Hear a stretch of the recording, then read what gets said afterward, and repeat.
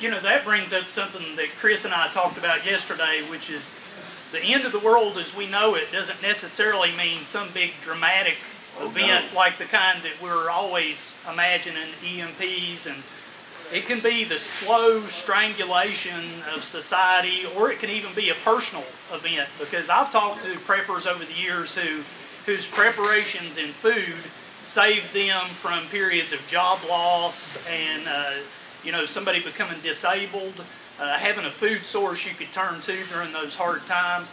An example I used, something that's always been in the back of my mind, is when I wrote my book, I kept imagining, how would you find the inner strength to take this really hard journey and face hardship? And I kept imagining my grandfather.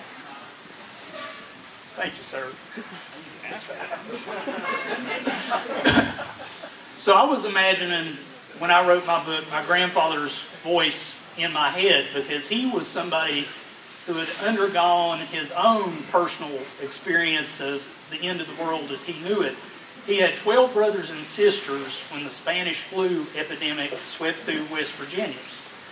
And he lost 7 brothers and sisters and his father. And it was a cold winter. They couldn't bury the bodies, so him and his brothers and sisters that were still alive and his mom, they drug the bodies into town and they put them in boxcars where they stayed until the ground thawed out. So at 8 years old, he had to go to work in the coal mines. And at that time, kids couldn't really be paid due to child labor laws. So what they did was they put their hours on a relative's check, and then that relative had to square up with you later. And it became a time when at 8 years old, his life as he knew it ended. And he ended up becoming a pretty hard person, because he went through a lot of hardship as a kid. And that's exactly the same kind of thing that can happen to anybody at any time. And it doesn't necessarily mean, you know, that an EMP is going to strike, or the power's going to go out, or the fuel's going to be gone. It can be just a personal disaster that changes your life permanently or short term. Absolutely. Well, and going back to the Venezuela example for a minute, you know, we live in a world of overabundance.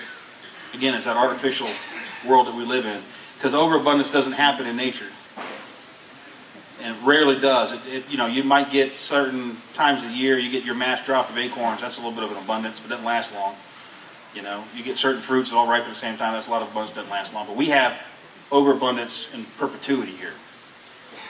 Well, thinking of those people in Venezuela fighting over a case of onions, what would happen if our food supply in this country suddenly was cut in half? There was still stuff that could be had, but there wasn't as much of it.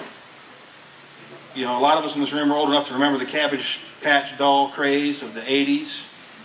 And imagine that kind of thing over a case of onions or cans of beans, that sort of thing. You know, the people in Syria right now are living through a war. They're going through that same kind of thing. So they're trying to live a normal life in a society that's being destroyed around them.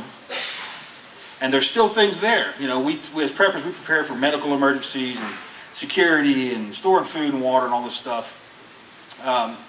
And we're always thinking of, there will be nothing around for me to have no help. There will be nothing. Well, in Syria, there's still hospitals. There's still grocery stores and things. But they're being shelled at random, or they're being looted out by ISIS, that kind of thing. So that sort of thing can also show up here.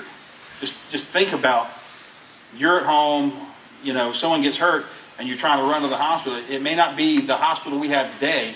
It may not be as good, but there still can be services there.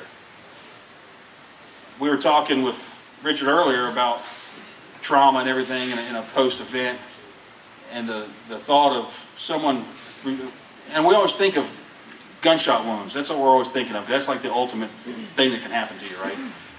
The odds of it are actually pretty low, but that's what we think about.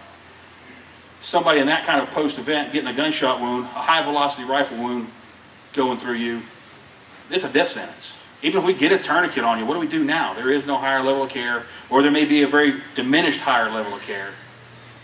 You know, we're back to looking at Civil War era medicine. That'll be ugly. And we were discussing earlier how it might be better off just to look at them and say, is there anything you want me to tell your wife? You know, I mean, and not try to waste all those resources on them. Hard call to make, but it's a reality of things.